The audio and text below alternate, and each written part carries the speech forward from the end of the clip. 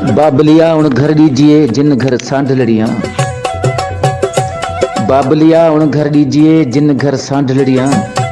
अड़गाना नेड़ा करे जेरी लामी विखलड़ियाँ। साईं मंजा सहरा सारी सदा न नदीम जुमानियाँ मुखातिब चंदियो रो भातरी जो तेजमाल नंदलाल तेजमाल अमा जी मेहरबानी। खार शर्मा ठेकेदार नांग जी कुडेचा अमा लिखी है कहानी कर भलाई हो भलाई। अमा लिखियो है साईं मंजा ये दुनिया में कदर केरो कौन है।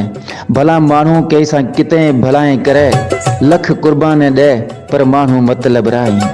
भाया नदीम मी आपरे परिवार ला हर वक्त हर दुखे टाइम में मदद करी जिको दुखे वक्त में सद करतो हूँ उभराणे पगे डोड़े जातो। सब कुछ आपरो लुटाए आपरे परिवार ते कदे भी दुख बर्दाश्त को नहीं करियो। कहीं ता कर भला हो भला इंसान मने न मने पर भगवान रे दर में पियो मन से। नदीम नेठ मां जो कदर थी से त नान जी वाके भलो मानू होतो जिको असाना सबा दुखे वक्त में कमातो पर बिना भलाई री सोब लिखल कोनी है। पर नदीम कुछ मानू जिको कदर वारा आहियूं अञा मीला रोई पिया अञा गोठ से घटिया मी मां जो इंतजार करी पिया अञा बिना याद करे मां जो पुछी पिया पर के खाए नथा मनी अल्लाह वना खुश रखे। हूँ खानदानी मानू आ बिना माइतारी दुआ है मी वट भगवान रो ॾिनो सब कुछ है। असी यारा रा यारा असी मानू वफादारा हर के ना दुखे वक्त में कम आऊं था। जिंदगी बीजे ला जीण जो बीजे रे कम नथो आए वो इंसान केड़ो। बाकी वातियां वारा त लख फिरींदा वक्त ते खबर पैदी।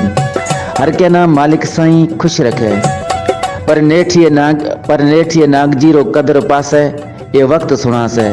बस अदा नदीम ई पियो वक्त गुजरे जिंदगी में दुख सूर मेला विछोड़ा खुशियां गमे बातें रही थे। अल्लाह मिना सब कुछ दिनू है। भाया नदीम मां जी एक जीजल जाई बहन है जेकेरी शादी थियण वारी है। पछे वो परदेसन जाए पराया घर वसा से बस वो परदेसन बेन री मने घड़ी घड़ी याद आवे थी। बहनारो भाइया में सा पसा हुए तो भगवान सदा मां जी जीजल जाई बहन खुश रखे आबाद है। अल्लाह करे हर को मानू अपना बेड़ो खुश होए। ये नाग जी कुडे चेरी हर पल दुआ है अल्लाह सबके ना आबाद रखे।